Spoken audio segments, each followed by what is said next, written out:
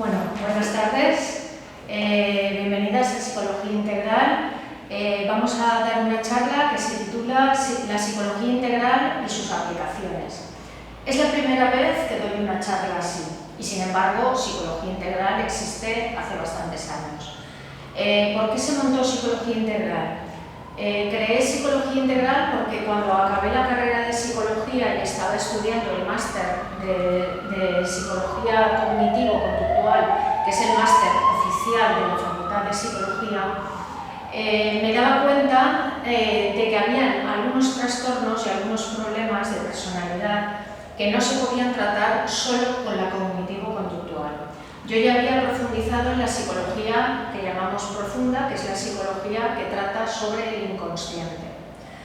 Entonces, es por ello que yo ya tenía una trayectoria de psicología analítica junguiana, que es la psicología que luego explicaremos un poco los orígenes y todo esto, y me di cuenta de que cuadraban perfectamente.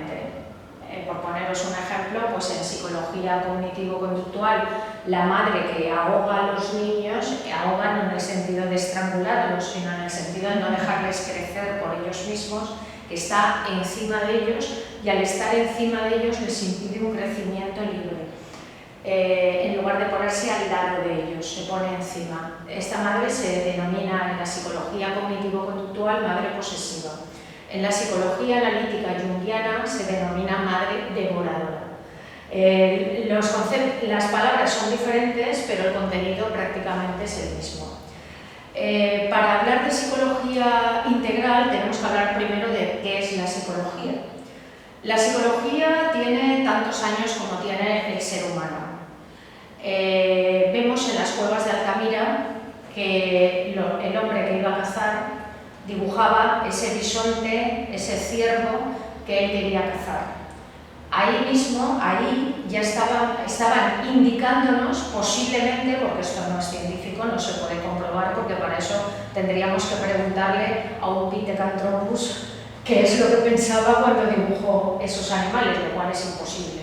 Pero sí que nos puede decir que estaba haciendo visualizaciones como hace la PNL, programación neurolingüística, o como hacen otras técnicas como el coaching, o como se hace en terapias de psicología profunda, en las regresiones o en la hipnosis, ¿de acuerdo? Entonces, la psicología tiene tantos años como tiene el ser humano. Las civilizaciones más antiguas, como son la egipcia y la india, ya profundizaron en lo que es el ser humano y si existía la vida después de la muerte. Todas estas preguntas de por qué estamos aquí, quiénes somos, todo esto se lo ha preguntado el hombre desde que es hombre. Y esto es lo que nos distingue de los animales. El ser humano es un animal, pero no solo racional, porque el animal también es racional, tiene su propio instinto. Y a veces ese instinto racional es mucho más inteligente que la razón del hombre, que muchas veces le complica la vida por razonar demasiado, ¿no? Entonces, la definición etimológica de psicología es logos, logía, ciencia, tratado. La palabra logos tiene una acepción muy grande, como es sentido, como es palabra, pero en general sería tratado del alma o ciencia del alma. La psique, esto viene de Grecia, mucho más moderno, la psique es el alma, ¿vale? Los filósofos presocráticos, socráticos, estamos hablando del siglo antes de Jesucristo, que es lo más cercano a nosotros, han bebido de las fuentes de filósofos de la India, religiones ancestrales de la India y de Egipto. Ya ahora lo veremos. Los filósofos presocráticos, que son, dijéramos, el origen de la psicología, porque recordemos que la filosofía en Grecia es filosofía, amor por la sabiduría. Entonces ahí estaban integradas todas las ciencias. No estaba separada la psicología, la medicina, la arquitectura, todas las ciencias estaban en la filosofía. Recordemos que el siglo V antes de Cristo, en Grecia, era el siglo de oro, era el siglo de Pericles, donde la democracia ateniense se desarrolló, donde se desarrollaron las artes, las ciencias, las lenguas, o sea, y la política, ¿no? La política es verdad que para los esclavos no, solo para los ciudadanos libres, ¿no? Entonces, en este siglo VI antes de Jesucristo, y esto lo sabemos por Aristóteles, que hizo un recuento de todos los filósofos presocráticos anteriores a Sócrates, destacaban en primer lugar Tales de Mileto. Tales de Mileto es el primer filósofo que recordemos. Todos estos filósofos presocráticos se preguntaron sobre el origen de la vida. ¿Cuál es el principio último de la existencia? ¿Qué es todo lo que nos rodea y por qué existe? ¿Vale? Se devanaban mucho los sesos porque entonces no habían microscopios, no habían unos avances técnicos que posteriormente hemos tenido. Pero ahora veremos cómo se acercan mucho a la realidad. Tales de Mileto hablaba que el principio último de las cosas es el agua. De hecho, la teoría evolucionista de Darwin nos dice que todos los seres provienen del mar, del agua. Después de Tales de Mileto viene Anaximandro. Anaximandro nos dice que el principio último de las cosas es lo infinito, lo ilimitado. Y de lo ilimitado aparece la dualidad, el día y la noche, el calor y el frío. Ahí vemos que están sacando conceptos que existen en la filosofía india, como es el yin y el yang, lo positivo y lo negativo. ¿Vale? Estamos viendo que hay toda una unidad en el conocimiento. Después de Anaximandro podemos hablar de Heráclito. Heráclito dijo que el origen de todo es el fuego. El fuego, vemos que la Tierra en su interior es todo fuego. Pero él hablaba del fuego como algo incandescente, algo que sucede, que fluye. Por eso él dijo: no te bañarás 2 veces en el mismo río. Hablaba de la inconsistencia de la realidad.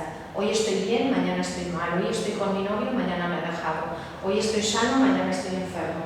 O sea, todo fluye en la vida. Por eso aquellas personas que dicen: uy, este hombre no cambiará. Todos cambiamos. De hecho, cada 7 años, si queremos cambiar, por supuesto, el que no quiere cambiar no cambia. Pero cada 7 años todas las células de nuestro cuerpo se renuevan. O sea que Heráclito estaba acercándose bastante a una corriente moderna que ahora existe en Norteamérica que se llama tuflao, fluir con la vida. Habéis oído hablar, fluye con la vida, no vayas contracorriente, fluye con la vida, aprovecha las circunstancias que la vida te da. Bueno, pues esto ya nos lo decía Heráclito en el siglo V, IV antes de Jesucristo. Después de Heráclito, por ejemplo, tenemos a Pitágoras, que es el que nos dijo que todo es número. Si analizamos los genes y las hebras, todo está basado en un número, y al mismo tiempo también existe el número áurico, que es el número que nos da la belleza, la proporción. O sea, las personas que han hecho Bellas Artes conocen que la cabeza tiene que ser un séptimo de lo que es el cuerpo para que haya una cierta proporción bella, ¿no? En el cuerpo armónica, cierta armonía, que se da en toda la naturaleza. La margarita siempre es igual, la rosa siempre es igual, el ser humano, el cuerpo del ser humano suele ser siempre igual, ¿vale? Y luego tenemos a Parménides, que nos dice que la realidad es una e inmutable, pero la realidad lo engloba todo, lo que vemos y lo que no vemos. Él no se refiere solo a lo que vemos, como decía Heráclito, sino a toda la realidad. Y de ahí veremos cómo Platón distingue el mundo de las ideas, que es inmutable, que no cambia, que no pertenece a este mundo, y el mundo de los sentidos, que cambia constantemente. Previo a Platón y a Aristóteles tenemos a Sócrates. Sócrates, dijéramos que es el padre de la psicología, el origen. Estos fueron por eso se llaman filósofos presocráticos, que ya estaban un poco como avanzando el camino para que apareciera Sócrates. Sócrates es el maestro de la educación, el educe, sacar de dentro. Su técnica se llamaba la mayéutica, el hacer parir a las personas los talentos y las capacidades que tenemos escondidas. Hoy, en la actualidad, el coaching está haciendo lo mismo que decía Sócrates hace más de 2000 años. ¿Vale? Entonces, Sócrates, después de Sócrates, que no dejó nada escrito, viene Platón como discípulo de Sócrates y Aristóteles. Platón y Aristóteles comienzan, dijéramos, lo que es el idealismo y el materialismo.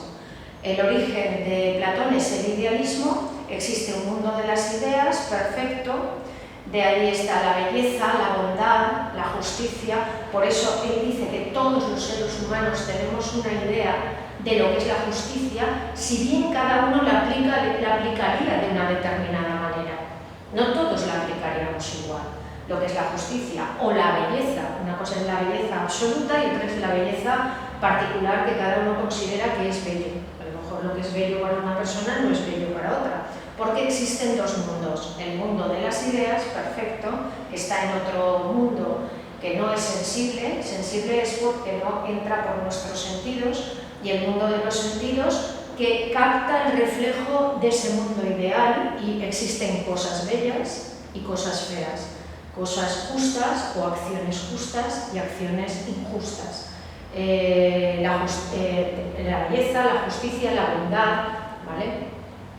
Luego tenemos a Aristóteles. Aristóteles nos dice que no existe ese otro mundo, que existe algo parecido, pero es el mundo de las formas de los seres humanos, y que incluso aunque muera el ser humano, queda su forma, pero esa forma desaparece lentamente y ya no queda nada más. Dijéramos que este sería el principio del materialismo y del idealismo, que han sido las dos corrientes que han vivido en la humanidad y que han enfocado a todas las corrientes filosóficas, psicológicas, incluso científicas, porque hoy en día en la ciencia en Estados Unidos vemos que hay dos grandes corrientes entre los científicos. Una está la evolución darwinista, que el hombre proviene del mono y va evolucionando lentamente dependiendo de las circunstancias externas que tengamos, y otra teoría que es la del diseño inteligente. El diseño inteligente nos dice que hay un plan establecido para toda la creación y para todos los seres humanos.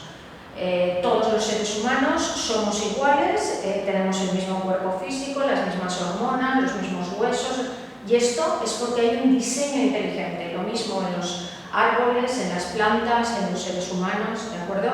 Hay como que todas las hojas del mismo árbol son todas iguales, habría como un diseño inteligente. Aquí hay una pugna muy grande entre los darwinistas y los que hablan del diseño inteligente.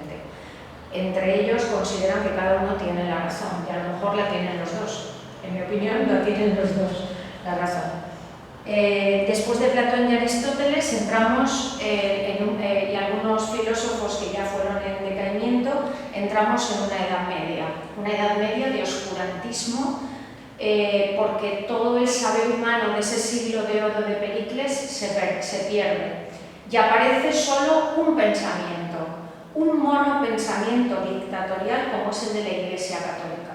En ese momento, todo lo que no... la Iglesia Católica es la que dice lo que se tiene que pensar. Es algo parecido a lo que existe en el Islam en estos momentos, que el imán dice lo que hay que pensar, lo que hay que comer, lo que hay que beber, cómo tienes que tratar a la mujer, al hombre, a los hijos, ¿vale? Pues la Iglesia en aquel momento tenía una posición muy totalitaria. Dirigía estados, hacía la guerra y imprimía todo su conocimiento. Entonces, todo el saber ancestral, por ejemplo, de Orfeo, que es el que hablaba de la transmigración de las almas, lo que hoy se llama reencarnación, en el año 345, después de Jesucristo, con el Concilio de Nicea, que ahí es donde ya empieza la Edad Media, en mi opinión, es cuando los padres de la Iglesia cambian completamente el Evangelio y lo hacen a su imagen y semejanza. Quitan la palabra transmigración de las almas por resurrección de la carne. El alma no transmigra de un cuerpo a otro, sino que el cuerpo es el que resucita. Esa es la idea que tenían los padres de la Iglesia. Esta corriente dura más de 1000 años, o sea, hay un oscurantismo muy grande durante muchos años. ¿Qué ocurrió entonces? Pues la filosofía, la psicología en Occidente, no hablemos de India, porque ahí tenían otras tradiciones, pues estábamos bajo el poder de la Iglesia y todos teníamos que cumplir lo que decía, porque si no ya sabíamos lo que nos tocaba, la hoguera o martirios o lo que fuera, ¿no? Fue una época muy fuerte, muy dolorosa y que yo, en mi opinión, creo que ahora la está viviendo el Islam. En aquel momento el Islam floreció y nosotros vivimos una Edad Media oscura y ahora parece ser que es al revés. Bien, tenemos que esperar a hace 150 años, donde la psicología se presenta como ciencia, con Freud. Freud empezó a hacer investigaciones con otros médicos sobre la hipnosis y luego ya pasó a descubrir el inconsciente, que fue el primer descubrimiento que hay en la psicología, el más importante en mi opinión. ¿Vale? Todos recordamos un iceberg, ¿vale? Esta sería la mente completa del ser humano y solo lo que sobresale es el consciente y el resto es el inconsciente. ¿Vale? Esto lo habéis visto muchas veces porque es común conocerlo. La actividad consciente nuestra no llega ni a un 5% de nuestra actividad cotidiana, porque la mayor parte del tiempo estamos como dormidos, en estado automático. Y el inconsciente engloba todo esto. Tenemos una puerta de entrada que es el subconsciente, que es lo que está debajo del consciente, que es cuando hacemos meditación, relajación, cuando cerramos los ojos del cuerpo, se abren los ojos del alma, se abren los ojos del subconsciente. Y es la puerta de entrada al inconsciente. No podemos entrar en el inconsciente si no es a través de los sueños. Que esto, el discípulo de Freud, Carlos Gustavo Jung, ya nos lo dijo. Carlos Gustavo Jung superó a su maestro porque Freud hablaba mucho de la represión, entonces se ceñía casi todo a la represión sexual. Entonces todo era sexo, todo es normal en su época porque vivió en una época, igual que Jung, de mucha represión sexual. En Austria, pero en una época que fue el siglo XVIII, el siglo XIX, donde todavía nos quedaba mucha influencia de la Iglesia católica, ¿no? Bueno, católica y protestante, porque los protestantes son igual o más reprimidos que fueron los católicos. Entonces, ese subconsciente y este inconsciente, el que más profundizó en él es Carlos Gustavo Jung. No solo profundizó en el inconsciente personal, sino en el inconsciente colectivo. Y ahí es cuando Carlos Gustavo Jung, se llama Carlos Gustavo Jung, ¿vale? Y Freud, ¿vale? Carlos Gustavo Jung, discípulo de Freud, se separa de su maestro y entonces ve que hay cosas que a él de sus investigaciones con sus pacientes no le cuadran. Hay gente que se pone mal y no es porque tenga una vida sexual reprimida, insana, ni muchísimo menos. Hay otras cosas que están más allá del sexo y la gente sufre, y no solo sufre porque no tiene una vida sexual, sufre por muchas más cosas, porque tiene miedo, por acoso, por maltrato, por un montón de cosas, ¿vale? Entonces, él descubrió el inconsciente colectivo. Este es su gran descubrimiento. El gran descubrimiento de Jung es que el inconsciente ya no solo es el sexo reprimido, las represiones que tenemos, sino esa sombra donde guardamos todo lo que no queremos ver. Que a lo mejor vemos en el otro, pero lo guardamos porque está oculto, es nuestra parte de sombra y todo ser humano tiene su sombra. El inconsciente colectivo es el cúmulo de ideas, conjunto de ideas que tiene todo ser humano y que ha tenido a lo largo de la historia desde que existe como ser humano. Por ejemplo, la idea del mundo, el sol, la luna, el diablo, son las ideas, esas ideas arquetípicas son las que están en el tarot. Carlos Gustavo Jung estudió mucho el tarot egipcio porque eran ideas ancestrales que influían en el ser humano. Por supuesto, no le daba el valor proyectivo o futurista que le están dando las tarotistas, ni muchísimo menos, porque ahí hay charlatanería y manipulación. Pero sí que vio que ese tarot tenía cierta profundización. ¿Vale? Los últimos descubrimientos de Jung están en el libro rojo, que se llama el libro rojo de Jung, que sus, dijéramos, descendientes lo han sacado hace poco tiempo y se ha traducido al español por María Mora y otra persona, otro psicólogo junguiano. Y es un libro grande donde estudia todas las religiones y sus simbolismos y cómo han influido en el ser humano.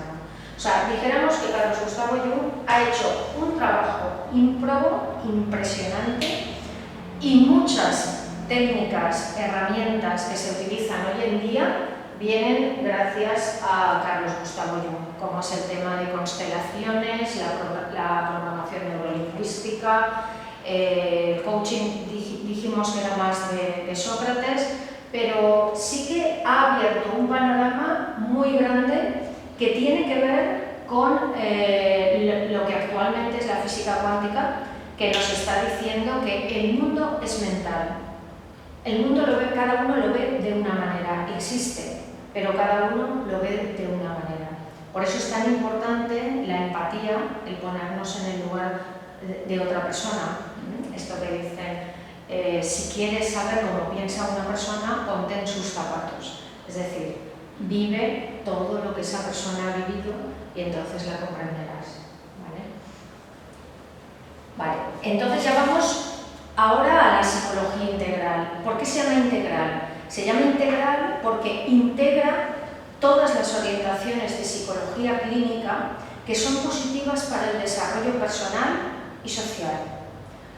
Integra no solo las orientaciones, que ahora diremos cuáles son las más importantes, sino que además integra esas herramientas y técnicas que a lo mejor todavía no están consideradas como científicas, pero que en la práctica nos están diciendo que son muy eficaces y válidas para que la persona cambie, para que haya un cambio en la persona. ¿Qué orientaciones son esas? Pues la primera es la psicología cognitiva. La psicología cognitiva está basada en la razón, en el sentido común, en la conciencia, está basada en esto que tenemos aquí, el consciente.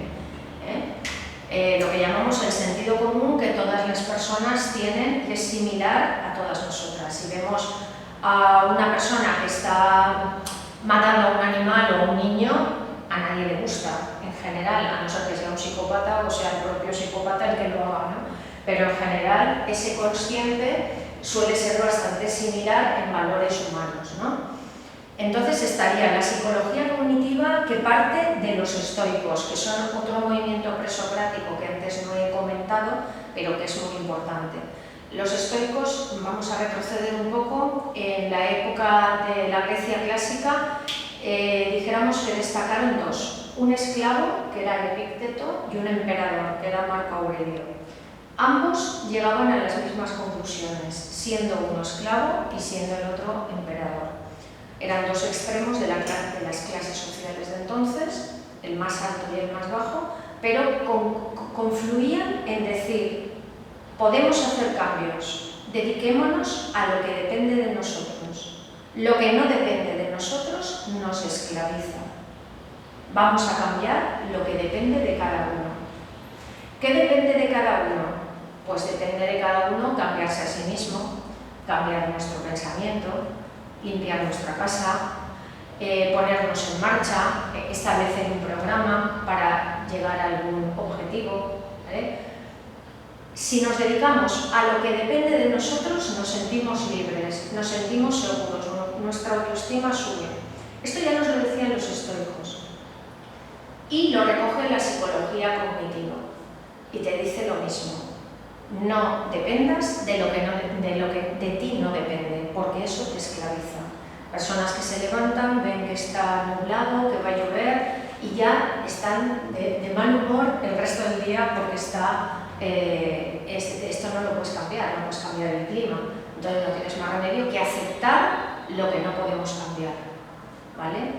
Esto también lo recoge la teoría de aceptación y compromiso, que se llama ACT. Es muy conocida últimamente. Teoría de aceptación dice lo mismo: acepta lo que no puedes cambiar y comprométete en cambiar lo que sí depende de ti cambiar, pero comprométete contigo mismo. Si es necesario, firmas un contrato contigo mismo para cambiarlo. Vale, hemos hablado de la teoría de aceptación y compromiso, la psicología cognitiva. La primera que empezó antes que la cognitiva fue la conductista, el conductismo que está basado en la conducta del ser humano. Cuando la ciencia de la psicología se desprende de la religión y en su afán de ser científica, se olvida completamente de la palabra alma, de la palabra inconsciente y se ciñe solo a lo que vemos con nuestros sentidos. Si una persona estaba sufriendo, no vale que te diga que está sufriendo. Si no le ves que está llorando, si no le ves aceleración del pulso cardíaco, si no le ves sudoración en las manos, no importa lo que te diga para los psicólogos conductistas de la época. Importa la conducta observable, lo que hace. Está trabajando, es más o menos buena ama de casa. ¿Que lo pasa mal? Eso no importa, porque se ciñen solo a la conducta. Bueno, de ahí vienen muchas atrocidades que se hicieron con el conductismo, como que lo habéis visto si habéis visto la película de la naranja mecánica, como ponían electrodos a las personas para que cambiaran para cambiar sus estímulos y cambiar sus respuestas, ¿no? Está basada en estímulo-respuesta.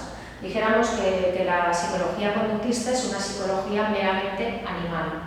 Nos trata un poco como animales que se puede programar su conducta.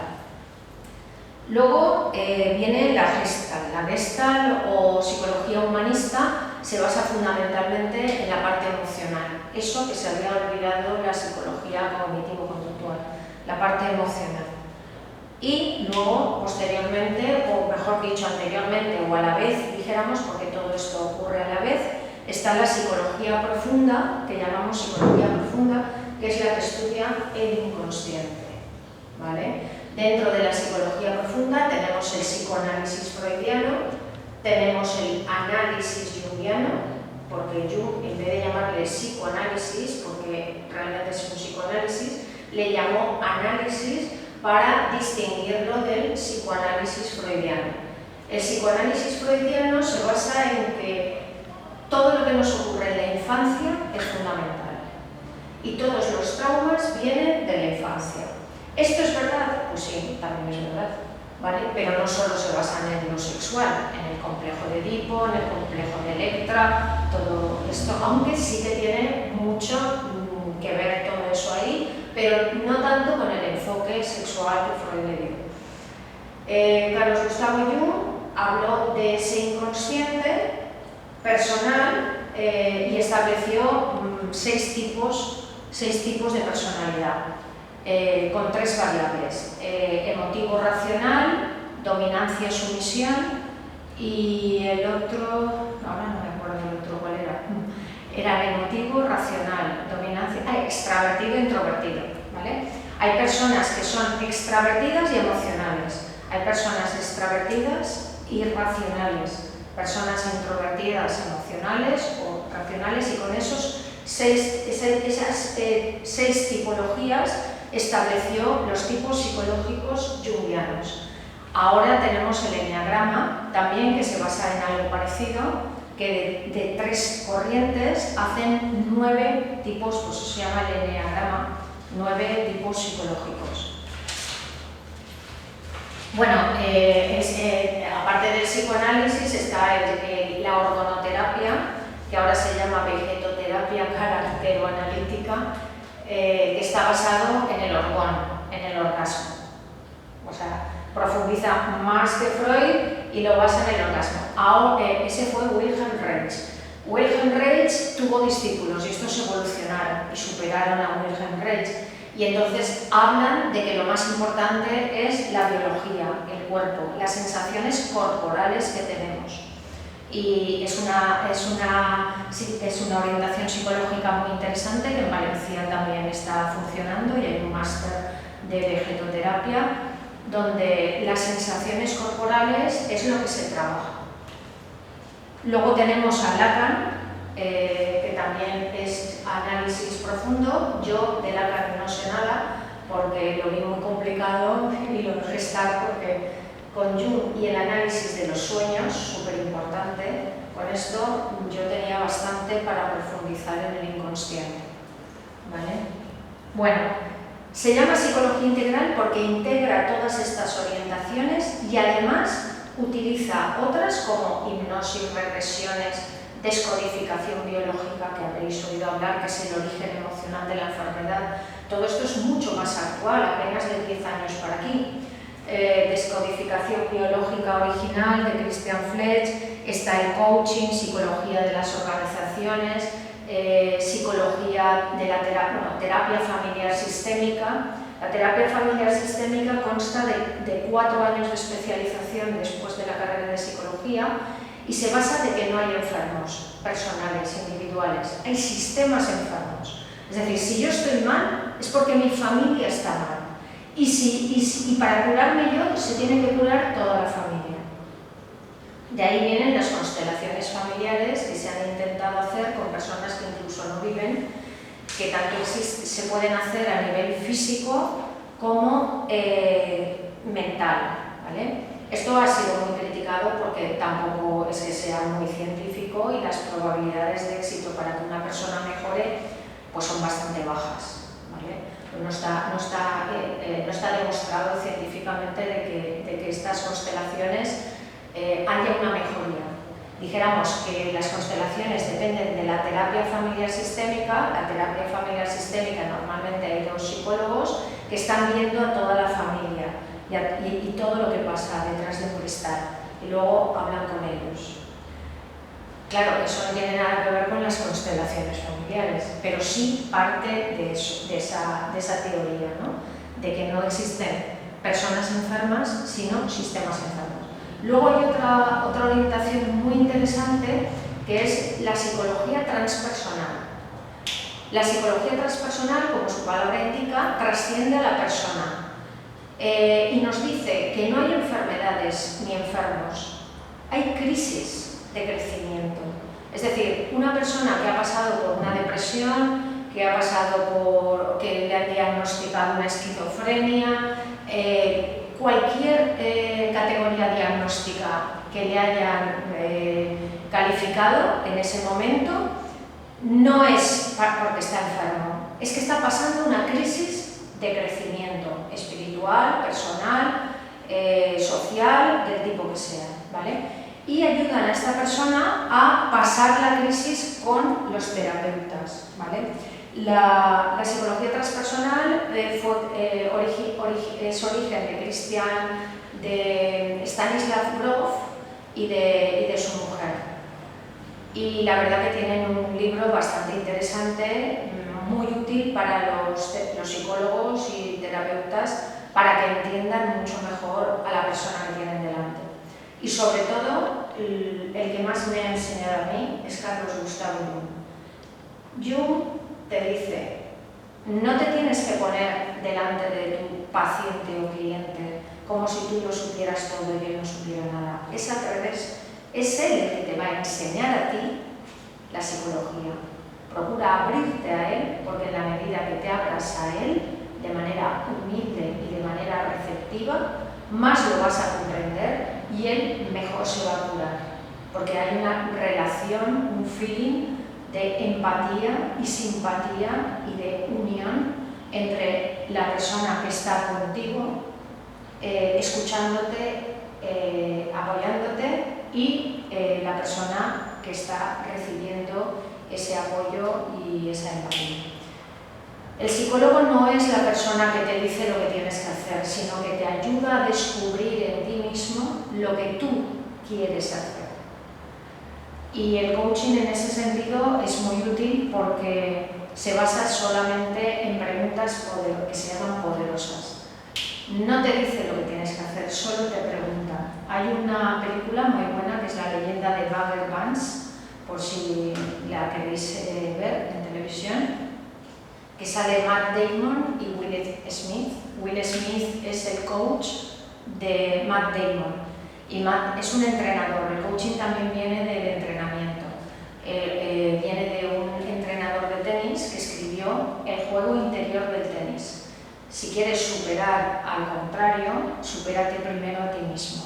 El contrario está dentro de ti. Son tus miedos y son todas las limitaciones y los obstáculos que tú mismo te pones para llegar a ese objetivo que quieres alcanzar. Bueno, pues como veis, psicología integral. A ver, igual que existe en la medicina diferentes especialidades y tratan diferentes partes del cuerpo, ¿vale? Tenemos la traumatología que estudia los huesos, la oftalmología los ojos, la estomatología la boca y todo el sistema digestivo, urología el aparato masculino, sexual masculino, en fin, igual que existen estas especialidades médicas, también existen especialidades en psicología, que son todas las que hemos dicho, y dependiendo de que tratemos un problema del inconsciente, del consciente, de las emociones, de la conducta externa, de la conducta externa, de las emociones, si por ejemplo es un tema de la conducta externa, que esa persona falla, por ejemplo, y es tímida a la hora de saludar o a la hora de incorporarse en un grupo, bueno, pues le tendremos que enseñar habilidades sociales, y eso viene del conductismo, que es cambiar la conducta, sin las animaladas que se hacían antes, por supuesto. La persona se observa a sí misma y observa su conducta y ve que la puede ir cambiando. Podemos diseñarnos a nosotros mismos. Si cambiamos nuestra mente, cambiamos nuestras emociones, vamos a cambiar nuestra conducta completamente, porque nuestra conducta depende de nuestra mente, de la idea que tenemos de nosotros mismos, ¿no? Todas las orientaciones de psicología nos están diciendo lo mismo. Todo está en nuestra mente. Por eso la psicología es tan importante y por eso particularmente yo misma y en psicología integral he procurado y sigo procurando que la psicología entre en la educación y en la sanidad. En la sanidad estamos un poquito más avanzados y hay el Colegio Oficial de Psicólogos con alguna facultad como es la Complutense y la de Valencia, están intentando hacer un programa para que exista el psicólogo en los centros de atención primaria y en los ambulatorios. Pero para que exista un psicólogo no de 20 minutos, sino un psicólogo que haga talleres, que haga cursos y que dé consultas, como existe en Londres. En Londres, en el año 2008, habían gastado mucho dinero en química, en operaciones quirúrgicas, en cuanto a la sanidad inglesa, y dijeron, vamos a contratar a 5.000 psicólogos y terapeutas. Eso fue en el 2008. En el 2013 hicieron un estudio de cómo iban los gastos en sanidad y habían descendido los gastos en sanidad. ¿Por qué? Porque la persona que había aprendido a conocerse a sí mismo, a cambiarse a sí mismo, a ayudarse a sí misma, con la ayuda de los psicólogos y los terapeutas externos, ¿vale?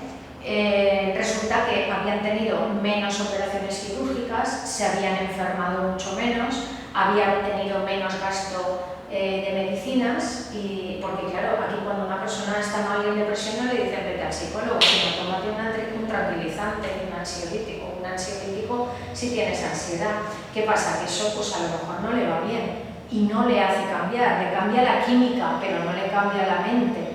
Entonces, para que el cambio sea estructural y sea un cambio estable en el tiempo, no solo debemos de cambiar la química interna, las hormonas, etcétera, sino que tenemos que cambiar nuestra mente y además a voluntad, de manera libre, ¿vale? Porque la química no nos deja cambiar de manera libre, ¿vale? Esto en sanidad y en educación lo mismo. En la educación, hoy que vemos casos de bullying, tantas familias separadas, tantos niños sufriendo y obligándoles a ir a un colegio con unas materias que no tienen nada que ver con su vida personal, tenemos que cambiar completamente la educación. Ahora hay un pacto por la educación de los partidos políticos, sabremos a dónde llega.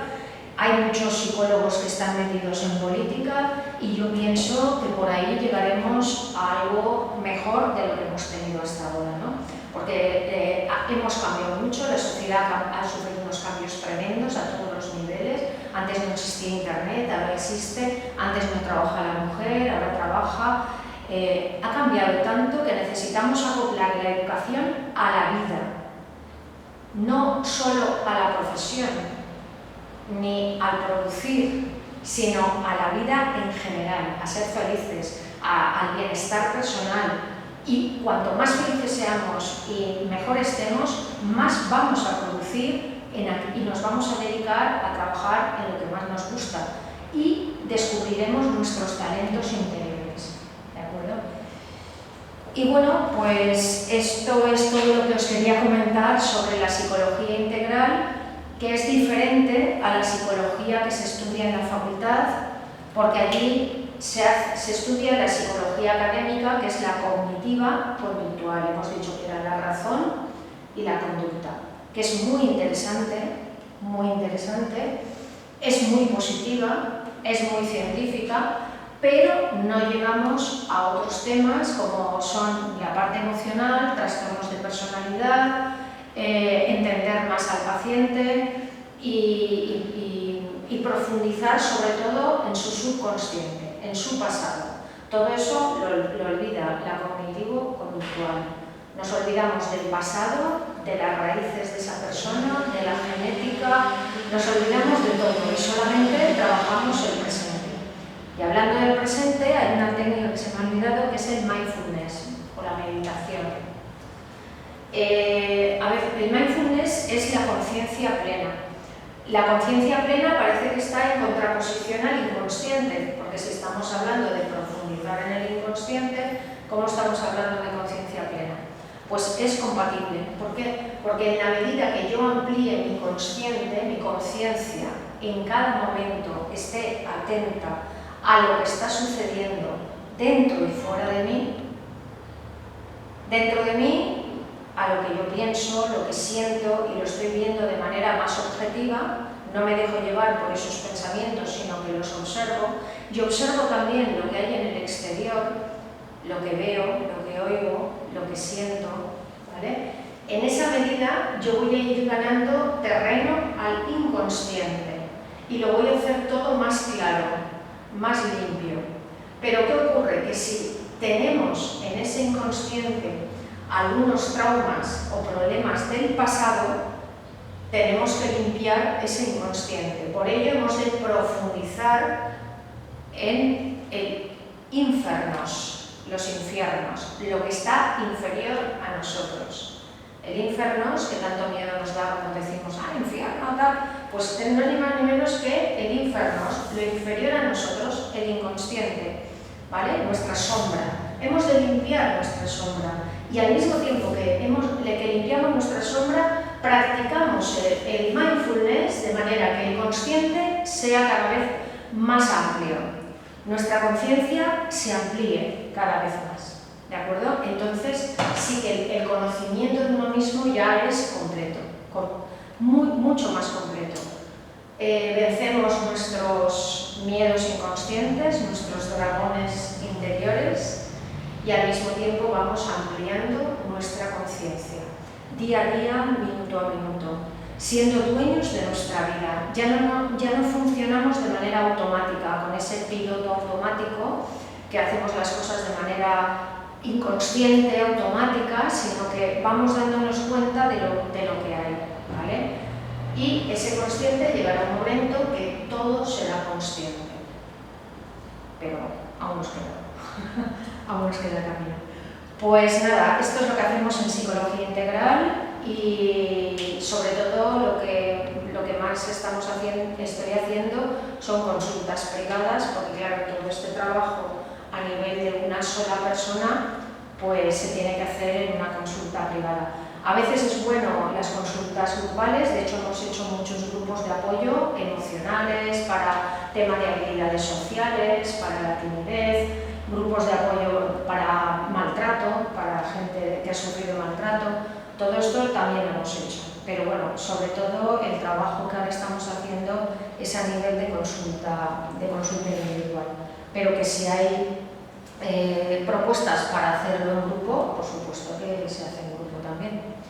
Pues nada, gracias por escucharme y si tenéis alguna pregunta sobre todo lo que hemos dicho o sobre cualquier otro tema relacionado con la psicología, pues podéis aprovechar y si puedo contestarlo, lo contestaré y si no puedo, pues también os diré que no lo sé.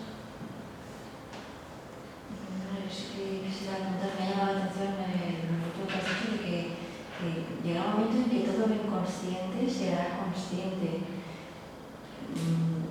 Resulta curioso porque yo pensaba que las personas siempre guardamos o escondemos Siempre. en el día a día, las interacciones, es casi como una norma de vida, no puedes ser consciente continuamente. Entonces, ¿cómo se explica que sí, nosotros vivimos en un mundo dual, día y noche, luz y oscuridad, calor y frío,